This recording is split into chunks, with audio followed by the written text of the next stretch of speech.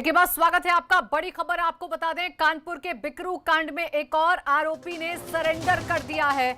आरोपी का नाम धीरेंद्र उर्फ धीरू दुबे बताया जा रहा है।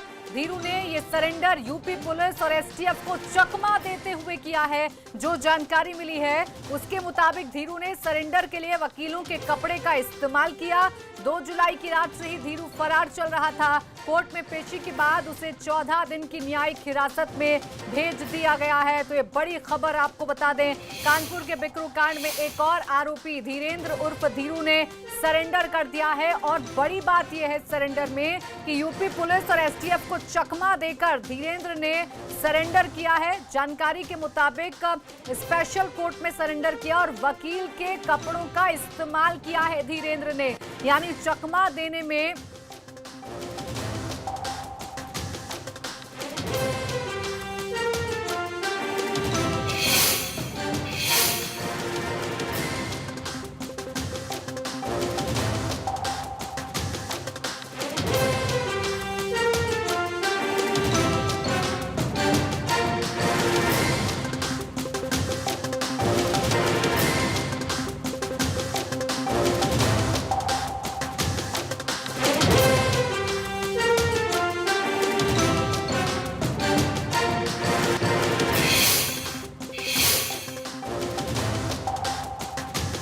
सरेंडर हुआ है बिकरू कांड में। हालांकि इससे पहले भी सरेंडर सामने आए हैं उन तमाम आरोपियों के जो बिकरू कांड में शामिल थे। लेकिन बड़ी बात यह है इस सरेंडर में कि धर्मेंद्र एक बार फिर से पुलिस और एसटीएफ को चकमा देने में कामयाब हुआ है। प्रभात अवस्थी हमारे संवाददाता जुड़ गए ज्यादा जानकारी के साथ। प्रभात, पहले से ही बिकरू कांड में पुलिस सवालों के घेरे में है, एक बार फिर से एक अपराधी जो है वो कामयाब हो जाता है, एक आरोपी कामयाब हो जाता है एसटीएफ और यूपी पुलिस को चकमा देने में। जी बिल्कुल, अगर देखा जाए तो कानपुर का जो बिकरू कांड है उसने कई सवाल खड़े कर दिए हैं पुलिस की कार्यप्रणाली पर, पुलिस की पुलिसिंग पर और पुलिस की जो व्यवस्था है उसके ऊपर। क्योंकि लगातार जिस तरह से पूरी घटना हुई और पुलिस ने दबिश दी तो कई लोगों को तो मुठभेड़ में मार गिराया गया, लेकिन कई ऐसे अपराधी थे जो खुद जाकर कोर्ट में सरेंडर कर गए। तो वही धीरू दुबे जो है जिसके ऊपर 1 लाख का इनाम था, उसने भी आज जो माती कोर्ट है वहां पर जाकर सरेंडर कर दिया। और सबसे अहम बात की पुलिस और एसटीएफ की जो टीम थी वो लगातार उसको पकड़ने का प्रयास कर रही थी और सबको चकमा देते हुए वो माती कोर्ट पहुंचता और वापस सरेंडर कर देता है और उसको न्यायिक हिरासत में भेज दिया गया है। तो सवाल कई खड़े होते हैं कि आखिरकार पुलिस जो है वो अभी भी अपराधियों के ऊपर जिस तरह से अंकुश लगाना चाहिए, जिस तरह से पकड़ने की प्रयास करना चाहिए, तो वो नहीं कर पा रही और अपराधी जो है वो कहीं ना कहीं चकमा देकर डायरेक्ट कोर्ट में सरेंडर कर देते हैं। जी बिल्कुल, यानी ये भी कहा जा सकता है कि जो लोकल इंटेलिजेंस होती है उसका भी फेलियर है कहीं ना कहीं प्रभात, क्योंकि एक आरोपी इतने दिनों से छिपा हुआ है, उसके बारे में कोई जानकारी नहीं मिल पाती और वो बड़ी ही आसानी से कोर्ट में जाके सरेंडर कर देता है। अगर बिकरू कांड की ही बात करें तो काफी लंबे समय से जो पुलिस है वो एक के बाद एक लोगों को पकड़ने का काम कर रही है। इससे पहले जो वो अभियुक्त थे उन्होंने खुद चौबेपुर थाने में जाके पुलिस के साथ में आत्मसमर्पण किया था, तो कुछ ने कोर्ट में जाकर हाजिर हुए थे। लेकिन जो धीरू दुबे है इसके ऊपर 1 लाख का इनाम था और इस तरह से वो जाता है और बताया जा रहा है कि वकील की ड्रेस पहनकर वो पहुंच जाता है और जज के सामने वो आत्मसमर्पण कर देता है, जिसके बाद उसको न्यायिक हिरासत में भेजा गया। तो पुलिस की नाक के नीचे से वो जाकर हाजिर हो जाता है और पुलिस कुछ नहीं कर पाती है, तो एक बड़ा प्रश्न चिन्ह जरूर खड़ा होता है। बिल्कुल प्रभात, बने रहिए हमारे साथ। हम तस्वीरों को भी दर्शकों को दिखा रहे हैं। तस्वीरों में जो व्हाइट शर्ट में शख्स नजर आ रहा है वही है धीरू दुबे, जो कि सरेंडर करने के लिए पहुंचा कोर्ट के सामने। वकील के कपड़ों का उसने इंतजाम किया, उन कपड़ों का इस्तेमाल किया, बड़ी ही आसानी से कोर्ट के अंदर दाखिल हुआ और कोर्ट के अंदर जज के सामने जाकर धीरू दुबे ने सरेंडर कर दिया है। तो ये बड़ी खबर मिल रही है। हालांकि एक के बाद एक बिकरू कांड से जो जुड़े हुए लोग हैं, या तो वो पुलिस के निशाने पर आ रहे हैं या फिर वो खुद ही सरेंडर कर रहे हैं। लेकिन ये जो सरेंडर हुआ है इसके बाद एक बार फिर से एसटीएफ और यूपी पुलिस सवालों के घेरे में आ गई है। लखनऊ का हम रुक कर लेते हैं। उत्तर प्रदेश के ब्यूरो चीफ वीरेश पांडे हमारे साथ जुड़ गए हैं। वीरेश, धीरू दुबे ने सरेंडर तो कर दिया है, लेकिन इस सरेंडर के साथ साथ एक बार फिर से जो सवालों की सुई है वो यूपी एसटीएफ और यूपी पुलिस के तरफ घूम गई है। धीरू दुबे 1 लाख का इनामी था और वो कोर्ट में सरेंडर करता है, चकमा देकर सरेंडर करता है। ये कितना शर्मनाक है, जबकि एसटीएफ और पुलिस लगातार इस बात की दावा कर रही है कि उसका घर गिरा देना और तमाम तरह की बातें वो की जा रही हैं कि इसको पकड़ लिया, उसको पकड़ लिया। कानपुर पुलिस और एसटीएफ की एक तरह से पूरी तरह से फेल्योर है। संतोष शर्मा हमारे साथ है। संतोष, जिस तरीके से एसटीएफ और कानपुर पुलिस का काम है पूरा बिकरू कांड और विकास दुबे के मामले पर, इसमें क्या किस तरह की लापरवाही? देखिए, ये इतनी बड़ी लापरवाही है कि सरेंडर एक दिन में नहीं होता। सरेंडर की बाकायदा एप्लीकेशन पड़ती है कोर्ट में, और कोर्ट में बाकायदा सरेंडर एप्लीकेशन पढ़ने के बाद कोर्ट निर्धारित करता है, थाने से रिपोर्ट मांगी जाती है कि क्या ये व्यक्ति आपके थाने से वांटेड है। यानी कि बिकरू कांड में चौबेपुर पुलिस से इस बात की रिपोर्ट मांगी गई होगी कि धीरू दुबे आपका वांटेड है कि नहीं है। धीरू दुबे वांटेड है, ये बिकरू पुलिस ने बताया होगा, चौबेपुर पुलिस ने बताया होगा। 1 लाख रुपए का इनामी है, 1 लाख रुपए का इनामी है। कोर्ट में सरेंडर करता है, चकमा देकर सरेंडर करता है। कितना बड़ा फेल्योर है एसटीएफ का और कानपुर पुलिस का। ये बहुत बड़ा फेलियर है, क्योंकि यूपी एसटीएफ और कानपुर पुलिस जो दावे कर रही थी कि हर अपराधी को पकड़ेंगे, लेकिन कोर्ट में कितना बड़ा उसका नेक्सस है कि वो वकील बन के पहुंच जाता है, वकीलों के भेष में जाता है, कोर्ट का सरेंडर कर देता है, ये कोर्ट में जा करके और वकील बन करके सरेंडर करता। सरेंडर एप्लीकेशन 1 हफ्ते पहले, कम से कम मेरी जो जानकारी में है कि 1 हफ्ते पहले ये सरेंडर एप्लीकेशन पड़ी। उसके बाद आज की ये डेट सरेंडर के लिए कोर्ट के द्वारा निर्धारित की गई, और उसमें भी कानपुर पुलिस और यूपी एसटीएफ को पता नहीं चला, और ये 1 लाख का इनामी धीरू दुबे वहां पर सरेंडर कर जाता है। और वो भी सरेंडर जब कर जाता है तब इनको पता चलता है। यानी कि टोटल इन लोगों ने आंख बंद करके बैठे हुए थे। टोटल फेलियर है ये कानपुर पुलिस। बात मुखबिरों की होती है, मुखबिरी की बात हो रही है, और इनके मुखबिर पता नहीं कहां हैं। किस तरह का फेलियर, इस तरह से मुखबिरी की बात हो रही है। इनकी जब पुलिस जब जाती है दबिश देने, तो इनकी मुखबिरी इनकी पुलिस कर देती है, और इस मामले में मुखबिरी नहीं मिली इनको।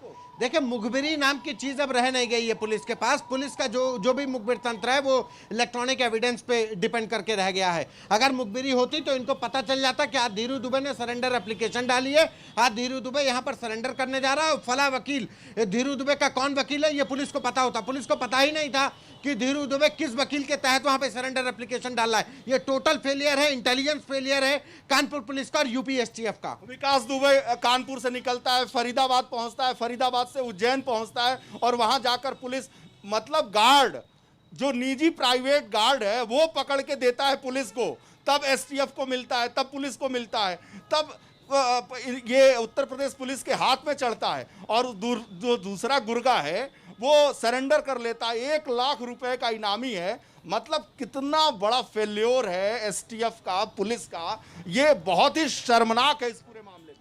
देखिए, बिल्कुल शर्मनाक है। बिकरू कांड और विकास दुबे का प्रकरण जो पूरा है, अगर आप इसको देखें तो इसमें इतने पुलिस के लकुना है कि अगर एक एक लकुना पे बात आ जाएगी तो शायद बड़े बड़े अधिकारी नप जाएंगे। इंटेलिजेंस फेलियर है, जो क्रिमिनल इंटेलिजेंस है वो फेलियर है कि बिकरू कांड कैसे हुआ, उसके बाद अपराधियों की धरपकड़ हुई वो कैसे गए। विकास दुबे कानपुर से भाग करके, कानपुर में जब घटना हुई बिकरू में हुआ 2 जुलाई को, वहाँ 2 दिन तक बिकरू के बगल वाले गांव में रहा और इनको पता भी नहीं चला। देखिए, फेलियर तो है, जैसा कि आप भी बता रहे हैं और संतोष भी बता रहे हैं, और बिकरू कांड में लगातार हम फेलियर की कहानी दिखा रहे हैं, परत दर परत खुलासे भी कर रहे हैं। सवाल यह है वीरेश, जब एक बार पुलिस का चेहरा उजागर हो गया, जब एक बार लापरवाही उजागर हो गई, तो क्यों नहीं सुधर रही है कानपुर पुलिस? क्या कदम उठने की जरूरत है अभी? अब देखिए, इस बात को पूरी तरीके से संज्ञान उत्तर प्रदेश के मुखिया योगी आदित्यनाथ को लेना होगा, साथ ही साथ उत्तर प्रदेश के डीजीपी को लेना होगा, अपर मुख्य सचिव अवनीश अवस्थी को लेना होगा कि कानपुर पुलिस क्यों नहीं सुधर रही है। जब मुख्यमंत्री योगी आदित्यनाथ लगातार कानून व्यवस्था को लेकर खुद मॉनिटरिंग करते हैं, और ऐसे में मुख्यमंत्री की मॉनिटरिंग के बावजूद जो अधिकारी हैं उनकी कानून व्यवस्था पर पलीता लगाने के लिए एकदम तैयार बैठे हैं। 1 लाख रुपए का इनामी धीरू दुबे वो कोर्ट में सरेंडर करता है। ये बहुत ही शर्मनाक है। एबीपी गंगा अगर मुख्यमंत्री योगी आदित्यनाथ, डीजीपी और अपर मुख्य सचिव अवनीश अवस्थी देख रहे होंगे तो इस पूरे मामले को जरूर संज्ञान लेंगे, और कानपुर पुलिस और कानपुर देहात की पुलिस से ये जरूर पूछेंगे चाहिए कि क्यों उनकी इज्जत पर बट्टा लगाया जा रहा है, जब मुख्यमंत्री खुद इस पूरे मामले को लेकर बेहद संजीदा हैं। वो लगातार कोशिश करते हैं कि उत्तर प्रदेश की जो कानून व्यवस्था है, और उनकी मॉनिटरिंग में तो खुद कानपुर पुलिस है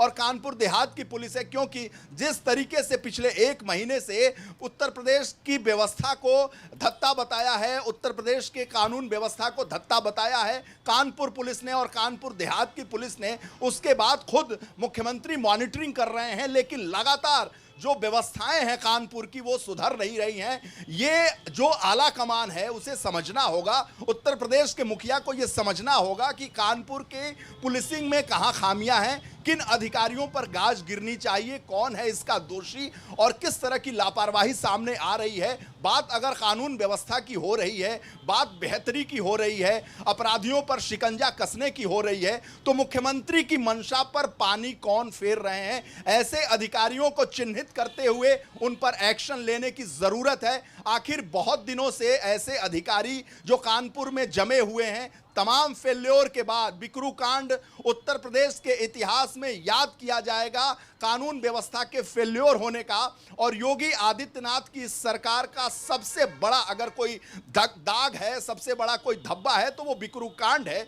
ऐसे में मुख्यमंत्री के संजीदा होने के बावजूद भी कानपुर की पुलिस क्यों नहीं सुधर रही है, क्यों नहीं उसकी पुलिसिंग सुधर रही है। आखिर मुख्यमंत्री को संज्ञान लेने की जरूरत है। और इस तमाम मॉनिटरिंग के बावजूद भी डीजीपी की मॉनिटरिंग है, अपर मुख्य सचिव गृह की मॉनिटरिंग है, मुख्यमंत्री की मॉनिटरिंग है, बावजूद कानपुर की पुलिस नहीं सुधर रही है, कानपुर देहात की पुलिस नहीं सुधर रही है। 1 लाख रुपए का इनामी है धीरू दुबे, और वो कोर्ट में चकमा देकर, इनकी पुलिस की मुखबिर तंत्र को चकमा देकर वो हाजिर होता है, कोर्ट में सरेंडर करता है। आखिर इसके लिए जवाबदेह कौन अधिकारी हैं? अगर ऐसे अधिकारी जवाबदेह हैं तो उनसे जवाब कौन पूछेगा? एबीपी गंगा ये सवाल कर रहा है ऐसे अधिकारियों से। कानपुर की जो पुलिस है बेपरवाह है, लापरवाह है और अपंग है। ये एबीपी गंगा का सवाल है कि ऐसे अधिकारियों पर गाज कब गिरेगी, मुख्यमंत्री योगी आदित्यनाथ कब संज्ञान लेंगे, कानपुर की पुलिसिंग पर कब गाज गिरेगी, कब डंडा चलेगा, कब हंटर चलेगा। योगी आदित्यनाथ